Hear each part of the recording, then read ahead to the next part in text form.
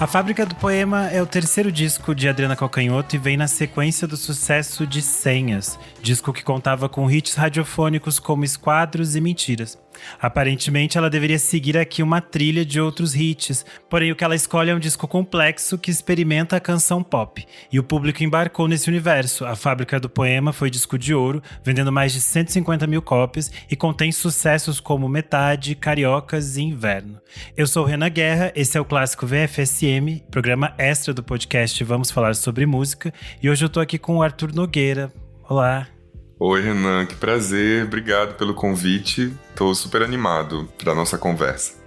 Você tem uma relação, digamos assim, com a obra da Adriana Calcanhoto e com a Adriana Calcanhoto, né? E com a poesia também, acho que foi por isso que eu te chamei pra gente conversar, porque quando eu pensei nesse disco, eu penso muito em poesia, experimentação com a canção e experimentação com a música pop.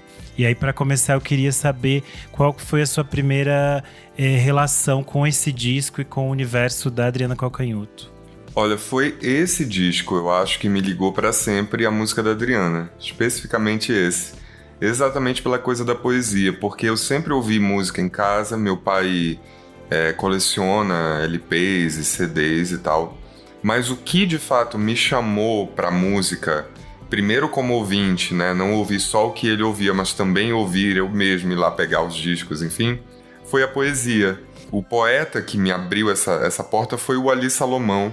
Eu nunca vou esquecer quando eu ouvi Mal Secreto no LP Fatal do meu pai, da Gal Costa. E aí, a Fábrica do Poema é um disco que tem o nome, né, vem de um poema do Ali Salomão. Então acho que foi isso que me levou a esse disco na época. E eu me lembro que foi assim um susto, sabe? No melhor sentido, porque eu devia ter o quê? 12, 13 anos. E aí me vi diante daquelas coisas todas que eu não entendia, né? Então eu acho que veio dessa curiosidade, assim, uma vontade de entender, de ir atrás dessas referências, enfim, né? Dessas referências todas. Então, exatamente, eu acho, por não saber, e até hoje não sei, mas naquela época menos ainda saber o que é poesia, eu acho que foi isso que me levou à música, né, e me levou a esse álbum.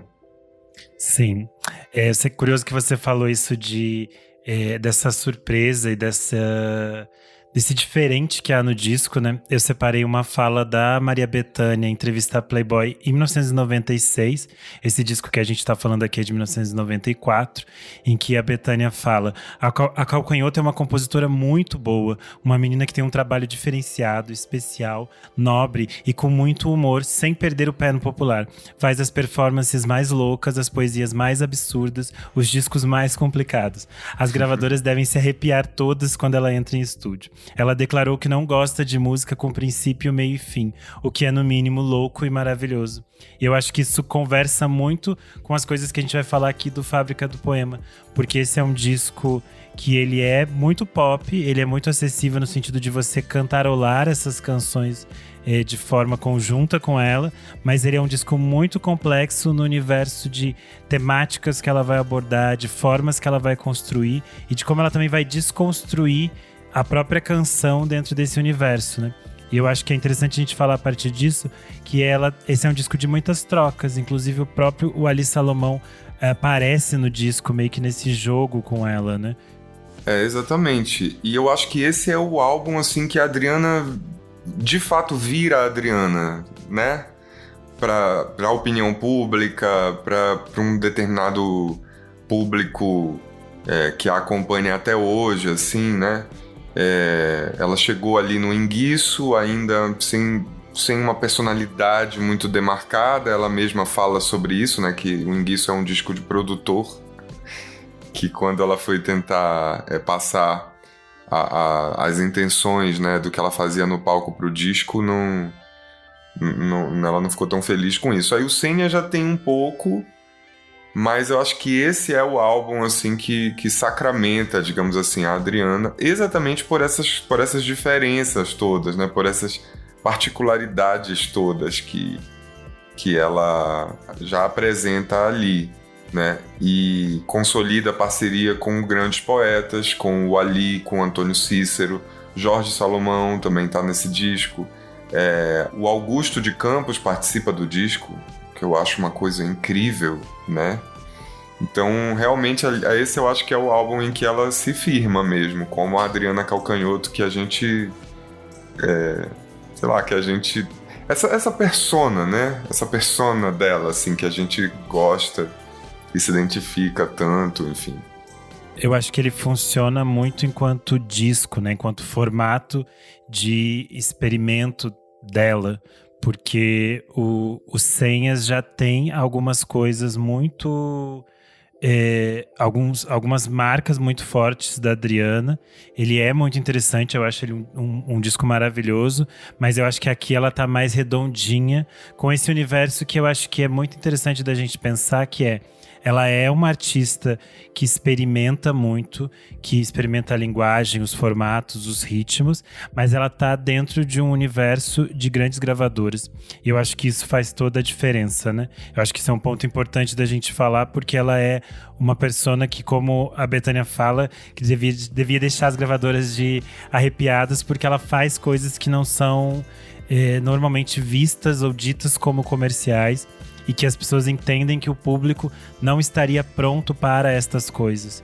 E ao contrário, o público sempre veio com ela e continua vindo, ela continua tendo um público muito forte que entende isso. Ela foi trilha de novela, ela tocou nas rádios FM, tocou na TV aberta. Então eu acho que é interessante a gente refletir também sobre o que era ser uma artista que tinha esse aporte, né, de uma grande gravadora.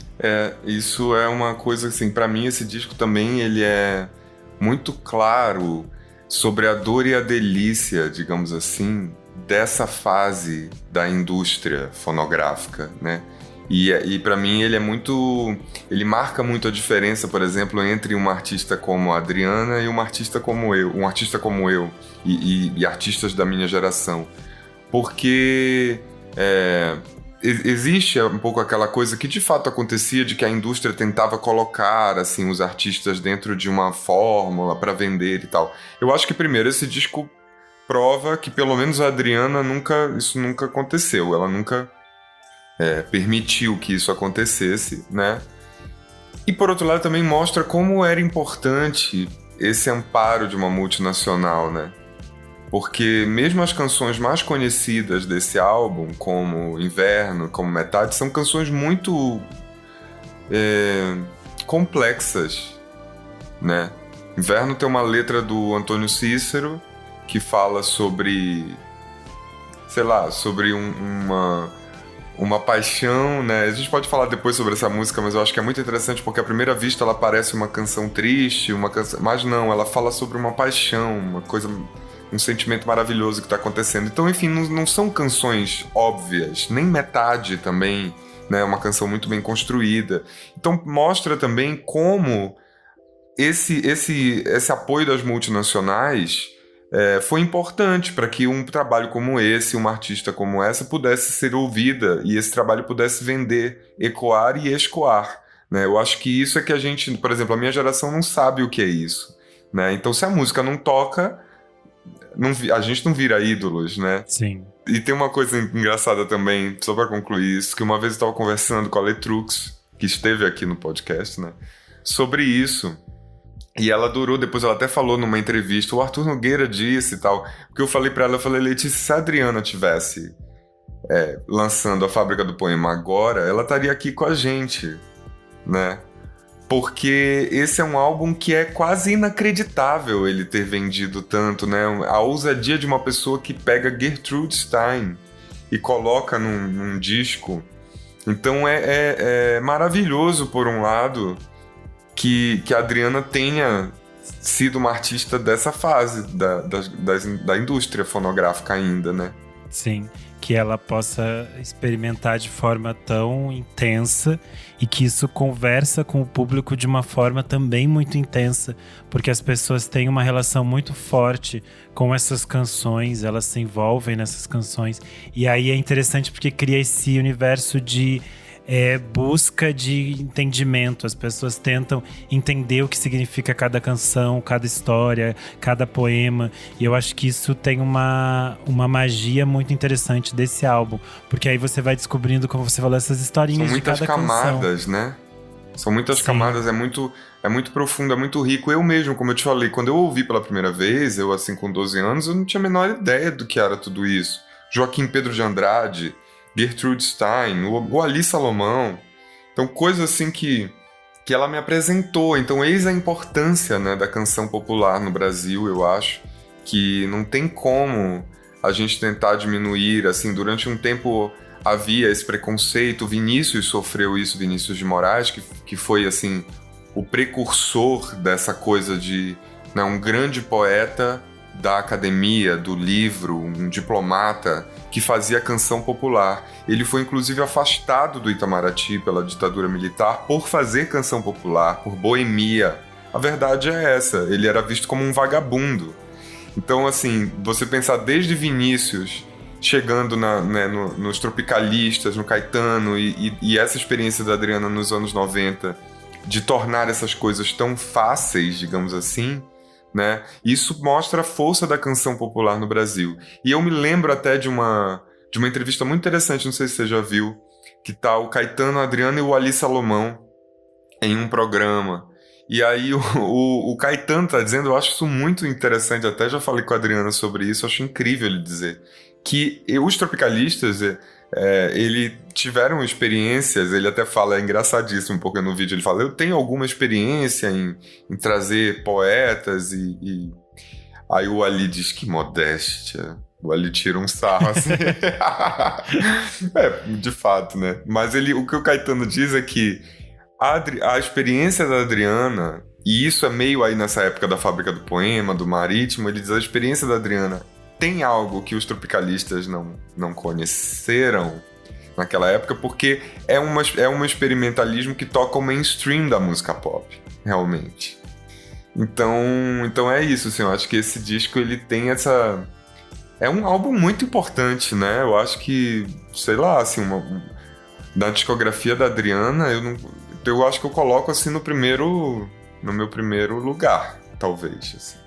Essa relação que você falou dela com o Ali é curioso, porque o título do disco vem de uma canção composta por o Ali em forma de poema, e é curioso porque ele conta que ela queria musicar um poema do Ali Salomão, e ele ficava... Ai, não tô muito afim disso não. A Adriana fica aqui toda hora me incomodando, ela fica batendo na minha porta pedindo essa música, e ele ficava complicando a música pra ela. Não, você sabe que na verdade o que ele fazia era o seguinte, é porque o Ali, todas as músicas que a gente conhece, que tem letra do Ali Salomão, ele fez a letra primeiro e deu a letra pra alguém musicar, que é um processo totalmente diferente, por exemplo, do Antônio Cícero. Que o Antônio Cícero, quando vai fazer uma letra, ele quer que a gente dê a música para ele escrever a letra em cima. Só que o que o Cícero diz é que, na verdade, o Ali não tinha paciência, ele não sabia fazer isso direito, sabe? Pegar uma melodia e ir encaixando, porque isso dá muito trabalho, realmente. Eu adoro fazer isso, é um jeito que eu gosto mais de fazer, parceria também, e Cícero também. Mas tem gente que não... E o Ali era isso. Então o Ali criou um discurso para se defender pelo fato de ele não gostar e não fazer, que ele dizia que a poesia não deveria digamos assim, se submeter à música. Que a música é que tinha que dar o jeito, digamos assim, o compositor é que tinha que dar o jeito de tornar aquilo uma canção, entendeu?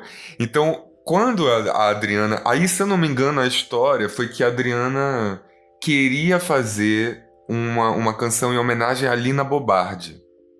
E aí, eu não sei se ela encomendou ou se o Ali já tinha esse poema, se ela já sabia que o Ali já tinha, que esse poema, A Fábrica do Poema, é dedicado a Lina Bobardi, e a Fábrica do Poema é o Sesc Pompeia, né? Então aí a Adriana começou a musicar e musicou. Realmente um desafio fazer uma música nessa letra, né? E o Ali...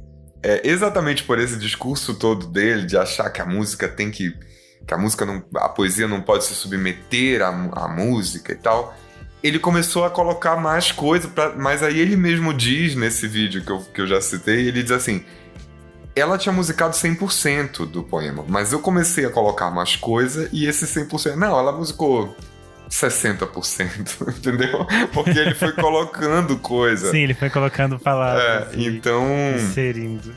Então, assim, é isso, assim, é uma... A Adriana tem histórias... Qualquer pessoa que... Eu tive a sorte, assim, né, por causa da minha amizade com o Antônio Cícero, eu não conheci o Ali, mas... Infelizmente, mas por causa da minha amizade com o Antônio Cícero, eu circulei bastante nesse grupo, assim, dali do Rio de Janeiro, né, que tem várias figuras incríveis, como o Luciano Figueiredo, que é artista plástico, que fez o cenário do Fatal e várias capas icônicas de discos, né, da música brasileira, e o Alex Varela, um poeta amigo dele. Então, assim, eu convivi ali naquele grupo. E é de fato assim uma coisa muito rica, sabe? Um conhecimento, uma cultura imensa. Então a Adriana, que junto com que naquela época estava casada com a Suzana, que era, o Cícero diz até hoje que é a grande amiga que ele teve, uma das pessoas que ele mais admira. Então a Adriana ali, quando a Fábrica do Poema, eu acho que também marca assim a entrada dela nesse grupo genial, né, do Rio de Janeiro, que enfim, eles realizaram coisas incríveis, né? Eu acho importante a gente falar para quem tá ouvindo quem é Antônio Cícero, né? Que é poeta, compositor, filósofo. Ele é um dos membros da Academia Brasileira de Letras. E ele tem uma relação muito forte com a canção pop. Ele é irmão da Marina Lima. Ele compôs muito em parceria com ela e também compôs muitas coisas com a Adriana Calcanhoto. Como eu acho interessante a gente... eu acho interessante a gente falar um pouco agora sobre Inverno, assim a gente vai passeando por algumas faixas que a gente acha interessantes para contar essas histórias também que estão por trás, né? Vamos, esse disco tem muitas camadas, é uma delícia, eu acho, quando a gente começa a conversar sobre essas canções, né? Porque cada uma tem uma referência, uma possibilidade de, sei lá, da gente viajar, assim, né? Sim. E Inverno tem isso, né? Porque tem essas metáforas, esses caminhos, e parece uma canção muito, como você falou, ela parece à primeira vista muito melancólica, né?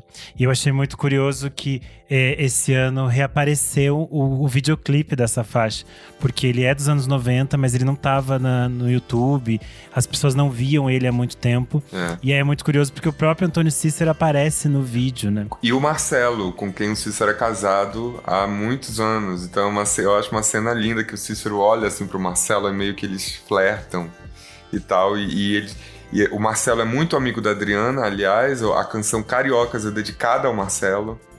O Marcelo é super carioca, e o clipe é dirigido pela Suzana de Moraes, então é uma coisa assim que tava em família, né? É, que você falou desse grupo, né, que meio que se encontrou nesse momento. É, que é maravilhoso, né? O Marcelo veste aquela roupa de papel que a Adriana tá no encarte da Fábrica do Poema, é do Marcelo Pias, que depois fez figurinos da Adriana, enfim, também para outros shows. E Inverno, assim, eu amo essa canção, talvez seja, assim, sei lá, uma das canções da minha vida mesmo. Qualquer top 5 que eu faça de canção, eu acho que eu vou colocar essa música. E eu realmente achava que tinha uma coisa triste, porque fala, né, no dia que fui mais feliz, eu vi um avião se espelhar no seu olhar até sumir. De lá pra cá, não sei. Então essa coisa do avião indo embora parece que é algo que acabou, uma coisa que a pessoa tá triste e tal. E durante muito tempo eu acreditei nisso, que era isso. Ficava criando 1000 teorias, né, de que essa pessoa que tinha ido embora no avião com outra pessoa, sei lá, sim, ou que chegou alguém, enfim. Aí uma vez eu perguntei pro Cícero, eu falei, querido, e tal, essa história do avião e tal. Aí ele me disse que é exatamente o contrário, porque para você poder ver um avião nos olhos de alguém, você precisa estar muito perto daquela pessoa. Então, no dia que eu fui mais feliz, eu vi um avião se espelhar no seu olhar, significa que você estava finalmente com alguém que você, né, estava afim, enfim.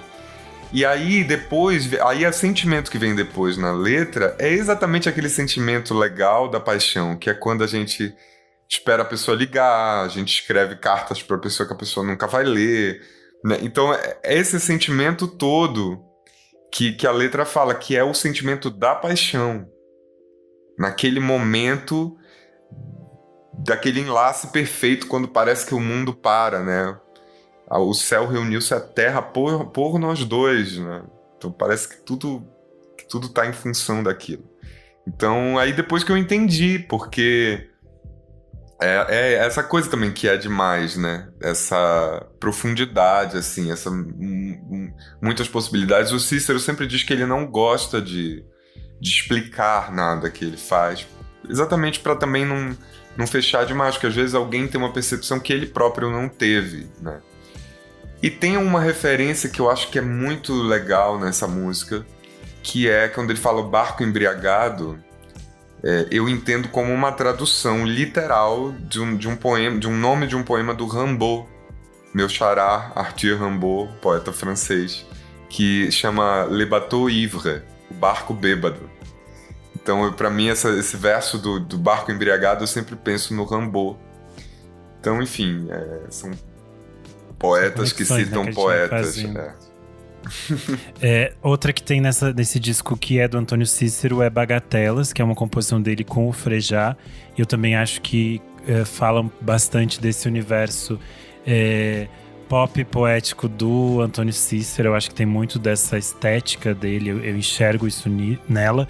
E é uma canção muito com a cara dessas canções dos anos 90 da Calcanhoto também, né? Tem essa coisa muito romântica, assim, entregue, também eu acho que é muito forte. Um pouco tem muito a ver com esse disco, aquele verso. Será que a gente é louca ou lúcida quando quer que tudo vire música? Ela musicando uma entrevista do Joaquim Pedro, colocando a Gertrude Stein como se estivesse cantando bossa nova. Então, acho que essa música ela tem assim, muito a ver com esse disco.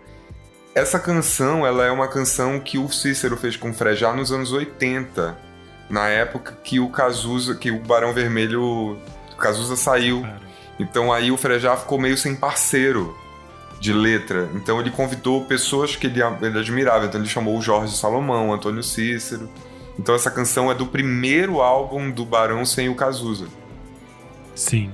E é interessante como ela funciona aqui, né? Que ela existe tão no universo da Calcanhoto. Eu acho que ela vai fazer isso também dentro do disco com Morro Dois Irmãos, do Chico.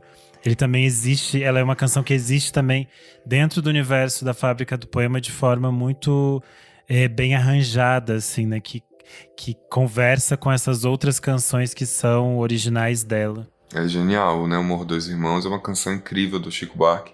E que escolha também, né? Uma escolha nada óbvia. Depois ela faria, eu acho, talvez a grande homenagem dela ao Rio de Janeiro, que é o Marítimo, né? Que ela é uma pessoa que vem do sul, então andei todo o caminho, deu no mar. Esse mar claramente é o mar do Rio.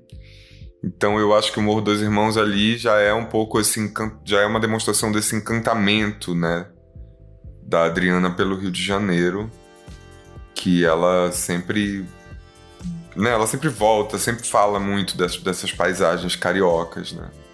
Sim. Você citou Joaquim Pedro de Andrade, a música que a gente estava falando é Porque Você Faz Cinema, né? Que é a faixa de abertura do disco, que ela musicou uma resposta do Joaquim a uma pergunta do jornal francês Libération, de 1987, quando ele foi indagado com a pergunta do título da canção, Por que Você Faz Cinema? E eu acho muito simbólica essa música porque ela serve tanto para o cinema, mas para as outras artes também, né? Eu acho que ela representa muito o que é se fazer arte, e eu acho interessante as imagens que ele usa e como ela consegue transformar isso numa música que fica muito pop, né? Que a gente consegue cantar uma letra que não tem um refrão, né? Sim, essa canção é incrível. Você sabe que essa canção eu cantei no primeiro show que eu fiz na minha vida, em 2005, em Belém. Foi quando eu considero assim, começou minha carreira. O primeiro show que eu fiz num teatro, eu cantei Porque Você Faz Cinema. E aí, por exemplo, como eu te disse, né, que esse disco abriu pra mim um universo. Buñuel, o grande diretor de cinema, eu fui assistir... O primeiro filme que eu vi do Buñuel, Simão do Deserto, foi por causa dessa letra. Que o Joaquim Pedro de Andrade diz, porque vi Simão do Deserto. Ele tá falando do filme do Buñuel. Então é isso, assim, esse álbum realmente me abriu. E você sabe que mais ou menos na época que a Adriana lançou Maré, ela foi a Belém fazer o show. E eu já conhecia Antônio Cícero, porque eu tinha entrado numa fila de autógrafos do Cícero, a gente tinha trocado e-mail, era muito... devia ter 15 anos, 14, ele achou engraçado ter um menino tão jovem lá, me deu o e-mail dele, a gente começou a se corresponder, uma coisa meio cartas a um jovem poeta. E aí Aí mandei um e-mail pra ele, nessa época, do Maré, e disse, Adriana vem fazer um show e eu vou assistir. Só contei, assim, né? Aí ele respondeu. O Cícero é muito lacônico nos e-mails, ele não desperdiça palavras, sabe? Aí ele respondeu assim, vou dizer a ela que você vai falar depois, no camarim. E eu fiquei, meu Deus, mas como é possível, né? Tudo bem, fui assistir o show e pensei, isso não deve ser. Aí tinha ido com uma prima que disse, não, Arthur, vamos lá, vamos chegar perto do camarim, ver se tem uma produtora, vai que é verdade, vai que ele falou, vai que ele avisou. E eu cheguei e era verdade. Foi assim que eu conheci a Adriana. A produtora, eu falei, eu sou amigo do Antônio Cícero. Ela falou, sim, a gente estava esperando que que você viesse, pode entrar. E aí foi assim que eu conheci a Adriana, e aí tinha um monte de gente no camarim, era aniversário dela. Era um show dela no dia do aniversário dela em Belém. Então tinha um monte de gente, aí ela falou pra mim, muito simpática, faz o seguinte, tá muito cheio aqui, vai amanhã no hotel e a gente conversa no hotel. Então eu fui no dia seguinte, sentei eu e a Adriana no hall do hotel e a gente ficou conversando. Agora eu disse pra ela que hoje em dia, assim, eu morro de vergonha. Porque eu devia ter, sei lá, quantos anos naquela época, 16, 17, sei lá, qualquer coisa assim.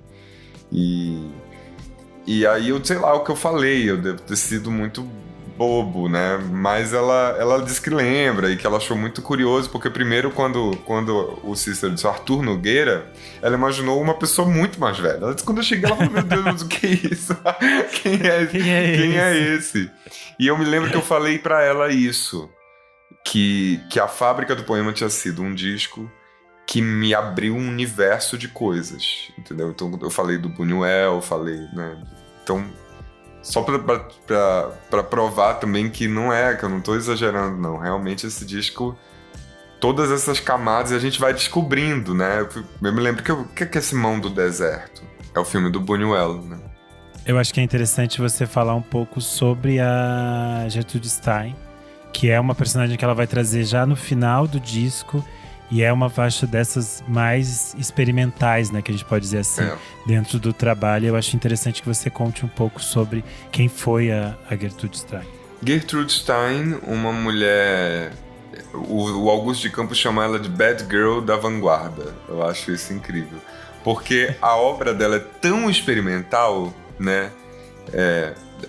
Ela tá ali naquele momento, naquele auge da literatura moderna, da arte moderna em Paris. Então, inclusive tem um livro maravilhoso chamado A Autobiografia de Alice B. Toklas. A Gertrude Stein era casada com a Alice.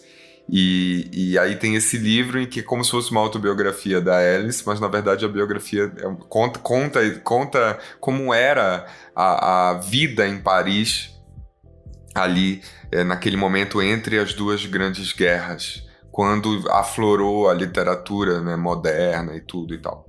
Então a Gertrude Stein ela conviveu com as figuras mais interessantes. Ela era como assim, uma pessoa que todo mundo consultava, sabe? Então o Hemingway levava os romances para ela ler. Ela era muito amiga de Picasso. Picasso fez um retrato dela. Então ela era... E ela era poeta, só que ela tem uma obra exatamente tão experimental que ninguém entendeu, nem na Europa. E você imagina, muito menos no Brasil. O Augusto de Campos diz isso, que a Gertrude Stein, por exemplo, não foi celebrada nem pelos concretistas. No movimento, eles colocaram Pound, eles colocaram autores e não colocaram ela, porque ela tem essa obra assim, que chega a ser ininteligível. Então, ela fez esses portraits, que são retratos em que são poemas em que ela fez um retrato de Matisse, que é um poema, ela fez um retrato do Picasso. E esse poema que tá na Fábrica do Poema é o retrato do Picasso, é o retrato que ela fez. Que é um texto super experimental. O Augusto de Campos ele fala o seguinte: nos retratos e em outras obras, Gertrude expandiu a sua fraseologia, modelando a repetição e, nos momentos mais significativos, concentrando seus experimentos em vocábulos de poucas sílabas, ou mesmo monossílabos, que o idioma inglês lhe permitia explorar, criando uma espécie de inglês básico literário. Então era uma coisa experimental sobre a língua inglesa, né, muito forte. E aí a Adriana conta que quando ouviu essa gravação que está no disco, é a própria Gertrude Stein falando. E quando ela ouviu a Gertrude Stein falando, ela falou, caramba, mas ela tá lendo num ritmo que parece bossa nova. Então foi por isso que ela decidiu fazer esse experimento, porque para ela a Gertrude Stein tava lendo bossa nova, assim, que tava lendo em ritmo de bossa nova. E quem traduziu no encarte foi a Susana de Moraes. A gente ouve o original, é a Gertrude Stein falando, mas no encarte do disco tem também a versão em português. Ele, essa coisa dos monossílabos que o Augusto fala, né? Então é muito incrível, né? A pessoa trazer Gertrude Stein num disco. Num disco que você pensa que é um disco pop e que teve uma vendagem surreal. E aí o encarte desse disco também tem muitas informações, né? Ela traz muitos detalhes, as músicas são dedicadas às pessoas, ela conta informações, e é como se fossem anotações, é um encarte muito bonito também. E eu acho muito interessante lindo. Que ela... Eu me lembro que eu adorava, assim, quando eu comprei o CD, eu adorava o encarte. Aqueles livros, tem o set list escrito em como é que chama? Nas lombadas dos livros, assim, né? Isso. Não sei se é lombada ou não. Eu acho que não, que é o contrário. É o contrário, né? no miolo. É o contrário da lombada. É tipo como se fosse o miolo do livro. E é interessante, aliás, que esse foi o último disco dela de gravadora, assim, grande, que foi lançado em vinil, né, nos anos 90. Eu não sabia, nunca vi esse vinil, não sabia que tinha. Eu já vi, é lindo. O de senhas é o mais bonito ainda, porque ele abre e muda de cor. Mas o da Fábrica do Poema também é muito bonito. Mas eu acho que já era essa fase que eles já faziam tiragens menores, né, do vinil. E aí, hoje em dia você encontra, tipo, Mercado Livre, essas coisas. Mas aí ela só vai voltar a lançar vinil agora, já alguns anos atrás, né? Então ela fica muito tempo sem lançar vinil porque não era rentável, as pessoas não compravam também. E é interessante que o CD chegou com tudo, né, naquela época, assim. Sim, as pessoas se desfizeram dos seus discos, né, de forma muito fácil, muito rápida, assim. Foi uma mudança até bastante veloz, então isso é interessante. E eu acho curioso que ela encerra o disco com Minha Música, em que ela vai falar: a minha música não quer ser útil, a minha música não quer ser moda, a minha música não quer estar certa. E eu acho que também é uma espécie de resumo bastante interessante sobre esses experimentos que ela fez antes, né? E eu acho que é isso que me encanta no disco, que ele tem essa coisa que são pequenos experimentos com a canção, só que eles nunca necessariamente ficam desconstruídos da canção. Não sei se eu me faço claro, mas no sentido de que eles ainda funcionam muito claro pra gente. Existem signos que conversam muito bem com o ouvinte. E eu acho que por isso o disco continua tão pop e tão acessível. Só que aí quando você para notar todos os detalhes que ela coloca em cada canção e todas as referências e todos os símbolos, você fica, gente, tem muita coisa aqui e tem muitas camadas, que eu acho que é uma coisa que você falou, né? A gente vai descobrindo o disco. E, inclusive, experimentos no estúdio, né? Eu me lembro que quando eu comprei o CD, eu achei incrível, porque na faixa Sudoeste, que é uma parceria dela com o Jorge Salomão, tá escrito assim no encarte: participação especial Jorge Salomão quebrando copos. E é verdade, né? O Jorge foi pro estúdio e a participação dele foi pegar um monte de copo e quebrar, e a gente ouve isso na gravação. Então é demais, assim, né? E imagina eu ali ouvindo isso tudo, já sonhando em fazer música e me sentindo, digamos assim, credenciado a fazer qualquer coisa, né? Porque havia ali esses ídolos esquisitos. Esquisito em latim tem um sentido de requintado. Isso é bom. Então são esses ídolos esquisitos ali, todos, né? Uma trupe de esquisitos incrível fazendo um álbum maravilhoso através da música da Adriana, né? Sim. Quando a gente pensa no sentido do impacto desse disco, né? Eu acho curioso porque se você pensar em outras cantoras, toda vez que a gente tem uma cantora muito grandiosa, que faz muito sucesso, a gente vai ter outras cantoras que ou vão se inspirar muito diretamente nisso, ou até vão emular essa estética e todas essas coisas. Isso foi uma coisa que a gente viu muito com a Marisa Monte. A gente viu surgir muitas outras cantoras que eram próximas desse universo da Marisa Monte. E eu acho muito curioso que a Adriana é tão fora da curva que a gente não vê pessoas que surgiram e que você diga esta pessoa é uma tentativa de Adriana Calcanhoto, que ninguém ousa fazer isso. Mas é interessante como a maioria das artistas e dos artistas das novas gerações tem a Adriana como uma referência. E eu acho que tem uma referência nesse sentido de ser uma artista muito refinada, mas que conversa muito com o popular. E eu acho que esse é quase como se fosse um desafio que ela propõe para os outros artistas, sabe? Até que ponto a gente consegue fazer essas ranhuras, esses experimentos e ainda ser muito pop. E eu acho que por isso tanta gente vira e mexe vai citar ela como uma referência, sabe? Eu cito totalmente. Totalmente. E acho que é bem isso que você falou, assim. É uma veia experimental que chega ao mainstream, né? E toda a complexidade, eu acho, da canção brasileira vem à tona com isso. Eu tô pensando também o que mais que tem nesse disco? Porque tem coisa que a gente não falou. A gente tem o Verme e a Estrela, que também é interessante. Por exemplo, né? Que coisa incrível. Esse poema é um poema antigo. Deixa eu ver aqui. É Pedro Kilkerry.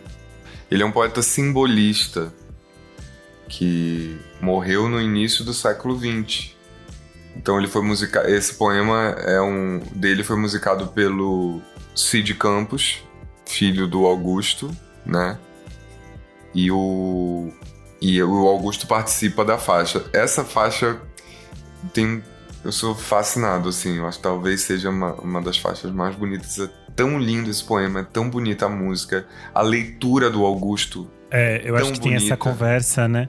Que é da música com a leitura, que se sobrepõe, se conversa. E eu acho que é isso que a gente falou. Tem essa experimentação também no estúdio, né? De poder fazer essas conexões que são muito interessantes e muito inesperadas, eu acho. Tem também, aí tem, por exemplo, um poeta simbolista, mas tem também o Arnaldo Antunes, né? Aquela música Estrelas, né? Estrelas, que é dele e do Sérgio Brito. É muito bonita essa também. A gente também tem Roleta Russa, que é mais desse universo já. É uma canção só dela, né? Só da Adriana. O tema de Alice, que é do Périx. Esse tem uma história muito interessante. Aliás, falando sobre Gertrude Stein. A Alice que ele cita é a Alice B. Toklas, a companheira da Gertrude Stein. E essa música conta que isso é uma lenda, a gente não sabe se é verdade, mas que a Gertrude estava no leito de morte. E a Alice disse assim: qual é a resposta, né? Qual é a resposta para isso, né? Mas ela só perguntou qual é a resposta. E aí a Gertrude respondeu qual é a pergunta. Porque é isso, não há uma resposta, né? Há muitas respostas para muitas perguntas. Então tem essa lenda de que esse foi o último diálogo assim da Gertrude Stein com a Alice B. Toklas. E aí o Péricles Cavalcante fez essa canção linda chamada O Tema de Alice, que fala isso, né? qual é a resposta? Me diga então, qual é a pergunta? É muito maravilhoso porque mesmo fazendo todas as pesquisas, a gente conversando aqui, a gente descobre outras coisas, né? E avança em outros universos do disco que são muito interessantes e ainda muito atuais nesse sentido de que ele é um disco de 94 e ele continua muito pulsante, ele conversa muito com o que é possível de canção pop e o que não é possível. Sabe uma coisa que é legal também, eu acho, assim, que a gente tá falando, assim, de grandes referências, né, da literatura mundial, de cinema, de música, de tudo, mas não é pedante, né? Exatamente por Sim. ser música pop, porque eu acho que tem uma coisa também no Brasil que eu acho um pouco chata, é que as pessoas, não, isso é muito cabeça, isso é muito difícil, ali, né? Gente que vê a literatura, a poesia como coisas difíceis. Eu acho que isso é um erro, porque todas essas questões assim são humanas, né? São questões do dia a dia. E por isso que eu acho que também esse disco é interessante, porque olha quanta coisa, mas você também pode ouvi-lo sem saber de tudo isso. Quando você vai atrás, aí você se encanta, porque tem muita camada a ser revelada. Mas é isso, eu acho que ele também um pouco desmistifica uma ideia de que poesia, literatura, essas coisas todas são difíceis, né?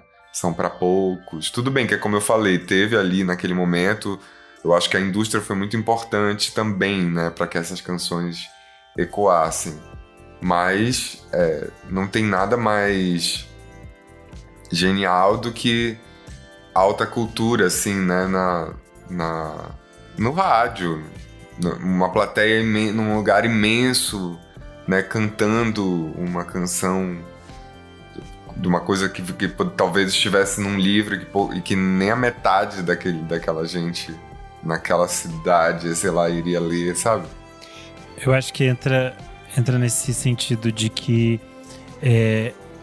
de algum modo a indústria e os programadores e esses espaços que meio que decidem o que vai tocar ou não entendem e definem que o público não está pronto para estas coisas, ou o público não quer isso. É um preconceito, né? E o público simplesmente está aberto a essas outras coisas que vão tocar ele ou não. E eu acho que esse disco é muito uma prova de que se o público se identifica, conversa com isso, nessa maneira que a gente falou, de que o disco existe, independente de todas essas camadas, o disco existe por si só, e você ouve essas canções, e você se identifica com elas, e você pensa com elas, e você se emociona com elas. Eu acho que isso é aprende com elas, se você for atrás também. Sim, porque as pessoas têm essa coisa de você descobre novas palavras com a Adriana, você descobre esses novos acordes, você entende outras coisas. Eu acho que é um disco que prova muito que as pessoas estão abertas a ouvir o que vai tocar elas, independente do que seja, né? Não existe uma coisa de é muito difícil para elas. E sabe também uma coisa que é legal na Adriana, que eu percebo? Ela faz questão. Eu não sei se isso é consciente, mas eu acho que é consciente, sim. Ela faz questão de manter um certo amadorismo, no melhor sentido, que é uma vontade, assim, genuína de fazer música, sabe? Quando a gente estava fazendo só, ela mandou aquela música Tive Notícias Suas. Ela gravou ao vivo no quarto dela, voz e violão, a música, né? E ela queria lançar assim.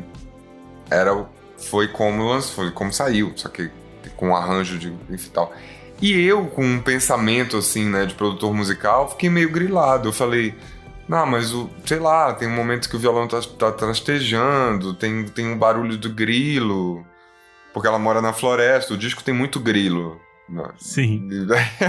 E aí ela não, mas é isso, é aquele momento. Então assim, no melhor sentido, eu acho que esse desejo de fazer música, que era o meu desejo ali no meu quarto com 13 anos, ouvindo esse disco e sem saber como se grava um disco, sem saber como se faz uma canção, sabe? A Adriana, ela mantém isso, entendeu? Então eu acho que isso é o que toca também, porque tem uma coisa muito direta, né? O disco ele não tem grandes arroubos de produção musical, ele não tem uma sonoridade específica a qual todas as canções se submetem, o que é uma coisa que acontece muito hoje em dia na produção musical, né? Qual é a sonoridade do disco? Qual é Esse disco não, ele é um disco que ele vai por muitos lugares, assim. Mas eu acho que vem, no melhor sentido da palavra, desse amadorismo, entendeu? Que ela faz questão de manter, que é essa relação, assim, rudimentar, sabe? Com o que ela tem ali em mãos, com o violão, com as letras, com o poema, assim, sei lá. Entendi. Então eu acho que isso é um ponto que é uma característica da música dela, sabe? Que eu acho que é o que você quer dizer, no sentido de que se mantém essa experimentação mesmo, eu acho, né? De estar pronta a produzir com o que se tem, a partir do que se tem, como pode ser feito. Eu acho que é interessante. No disco no seguinte, no Marítimo, eu já percebo que houve assim, um trabalho de produção musical bem mais elaborado que a Fábrica do Poema, mas ainda assim, dentro disso, ela mantém essa coisa que ela tem que eu não sei definir direito. A gente acabou conversando bastante, a gente nem falou desse seu relacionamento mais profissional com a Adriana, que é a produção do disco só. E também esse contato todo de troca mesmo. Você já gravou muitas canções, são de composição dela e do Cícero. Então eu acho que é importante para as pessoas que estão ouvindo saberem do seu trabalho também ao lado dela, né? Foi uma surpresa, eu te confesso, porque como eu te contei, né? Eu conheci a Adriana ainda muito garotinho. E aí depois encontrei com ela de novo, aí já cantava, a gente se encontrou já no Rio, quando eu já morava no Rio. E ela muito simpática. Enfim, era uma pessoa assim com quem eu, até por causa do Antônio Cícero, eu sempre estava com a Adriana assim em momentos. Aí veio essa surpresa, né? Primeiro eu participei do Nada Ficou no Lugar, que foi um álbum que vários artistas da minha geração refizeram as canções dela, né? E foi muito bacana também aquele convite ali naquele momento, aquilo talvez tenha nos aproximado mais. Aí até que ela foi a Belém fazer o show Margem, e eu estava lá. E a gente passou alguns dias, assim, se vendo em Belém, sabe? E aí eu acho que ali foi que a coisa, de fato, a gente se uniu. Mais do que nunca, né? E pouco tempo depois veio a pandemia e veio Só. E aí ela e a Andréa Franco, empresária dela, acharam que eu era a pessoa que deveria fazer isso, até porque eu estava naquele momento também produzindo singles meus em casa com o Matheus Estrela e o Léo Chaves, que eu acabei convidando para serem os coprodutores do disco Só. Então foi um processo muito desafiador, porque é isso, né? Eu acho que desde que a Billie Eilish surgiu ganhando todos os prêmios, já essa ideia de disco feito em casa já não convence mais você fazer uma coisa mais ou menos e dizer, mas foi porque eu fiz em casa, né? A Billie Eilish, ela trouxe essa coisa do fazer em casa para um lugar muito grande, né? Então aí era isso, assim, a gente não vai fazer nada. Então a primeira decisão era essa, a gente não vai fazer nada com cara de demo feito em casa. Então Só é um álbum que é uma loucura também a gente ter feito, porque primeiro tem músicos de todo o Brasil, né? O Zé Manuel estava em Recife, o Allen Alencar estava em Aracaju, eu estava em Belém com o Matheus e Léo, o Rafael Rocha estava no Rio, eu acho, numa serra que ele não tinha internet, ele tinha que descer para me mandar os arquivos do que ele tinha gravado. Era uma loucura, tipo, a gente ficava, cadê o arquivo da faixa? O Rafael dizia, calma, tá subindo no site, enfim.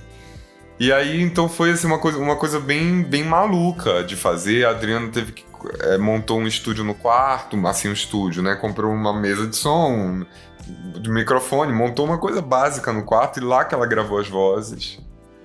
Então foi tudo isso, assim, foi para todo mundo, foi um desafio muito grande. Eu acabei comprando uma mesa de som que eu não tinha em casa. Eu não fazia muito questão de trabalhar em casa, eu sempre gostei de ir pro estúdio. Mas por causa da pandemia eu acabei comprando microfone, mesa de som. Acabei montando também uma coisa mínima pra mim em casa. Então foi um álbum, acho que pra todos nós foi muito revelador de possibilidades, de coisas. E aí ela foi fazendo. Ela entrou realmente nesse ritmo de fazer muitas canções. O álbum até teria mais canções se ela não tivesse mandado, que a Adriana tem uma política de que todas as canções que ela faz, ela manda pra Maria Bethânia. E o título do e-mail é Para Seu Conhecimento. Então ela faz uma canção e manda. 2 não entraram no disco porque Maria Bethânia disse que ia gravar. Ela disse, gente, tá dito, então. Então aí não tem como, olha, essa não dá. Então Veneno Bom, por exemplo, era uma canção que era do Só. Mas que a Bethânia disse, eu vou gravar. Então aí acabou não rolando no Só. E teve uma outra, eu acho. A Flor Encarnada. A Flor Encarnada foi uma canção que ela fez também, eu acho, ou tinha feito antes, sei lá. Eu sei que poderia... eu cheguei a fazer com a banda uma versão da Flor Encarnada, um arranjo, assim, que poderia... Então, enfim... Mas aí é isso, Maria Bethânia disse, eu vou... Não, essa é minha, e aí ela não... Ela não mexeu.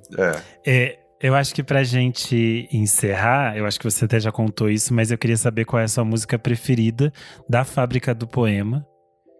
Olha, eu acho que é O Verme e a Estrela, a minha preferida. Você mudou? Porque no início você falou que era inverno. Não, pois é, então. É porque inverno. Você ficou na dúvida. Mas sabe o que acontece? São muitas que inverno é uma canção da vida já, não é uma canção só desse álbum, né? Então, assim, inverno é uma canção da vida. Por exemplo, eu não penso em Inverno, a Fábrica do Poema. Eu já vi a Adriana cantando tantas vezes, eu mesmo já gravei, sei lá. É inverno, a verdade é que é inverno. Mas assim, mas eu entendi a explicação. Nesse álbum, eu acho que eu diria O Verme e a Estrela. Mas eu acho que faz sentido no sentido de que O Verme e a Estrela é uma boa representação para quem quer entender o que a gente falou aqui de experimentação sonora, poética. Eu acho que O Verme e a Estrela, pra quem nunca ouviu nada desse disco, não conhece o single, eu acho que esse é uma boa apresentação pra você entender a doideira que a gente tá falando. E a Fábrica do Poema também, né? É uma canção surreal, de linda. O poema do Ali Salomão é uma coisa incrível, é um poema sobre o ofício do poeta, né? Sobre o que como é fazer poesia, né? O poema perseguindo esse poema que se esfarrapa, sob que máscara retornará o recalcado. O recalcado é a poesia, né? Então enfim, esse trabalho, esse labor, né, todo, enfim. Então, também é uma canção genial. É difícil, eu adoro esse disco, mas eu acho que, fora Inverno, que é Hors Concours, eu acho que Verme e a Estrela. Eu escolho Sudoeste, porque eu acho surreal que é uma canção tão mínima, tão pequena, né, tão simples, e ela tem uma força tão grande, ela tem um pequeno poeminha e tem esses efeitos sonoros. Eu acho que ela também, pra mim, ela me... Os cristais. Eu acho muito maravilhoso que ela me representa muito do que é esse disco, essa experiência a partir do poema e a partir do que é a canção ou do que pode ser a canção. Eu acho isso muito interessante. É muito bonito mesmo. Eu acho que a gente encerra esse primeiro programa. Eu e o Arthur vamos fazer um especial falando de 3 discos da Adriana Calcanhoto. Esse é o primeiro, a gente ainda vai passar por Marítimo e por Cantada. Eu quero agradecer muito a sua disposição, o seu tempo, Arthur. Foi maravilhoso. Eu que agradeço, que isso, um prazer assim falar desses discos, um prazer falar com você. E vamos nessa, eu tô ansioso para os próximos. Você pode deixar também as suas redes sociais, onde as pessoas te encontram. Arthur Nogueira, Arthur com TH, né? É o meu Instagram.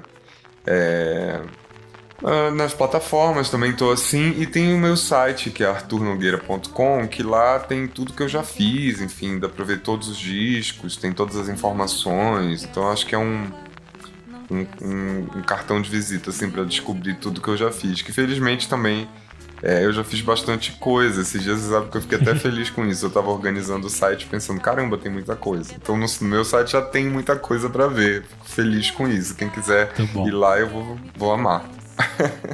Maravilha. Para quem gostou do programa e quer ter acesso a outros episódios com muita antecedência, é só apoiar a gente no padrim.com.br/podcast VFSM. Então quem é padrim vai ouvir esse programa muito antes de quem não está apoiando. Então já pode aproveitar e ajudar a partir de R$5. Vocês podem acompanhar o podcast VFSM nas redes sociais, @podcast VFSM no Instagram e no Twitter. Eu sou _Renan Guerra e esse foi o Clássicos VFSM.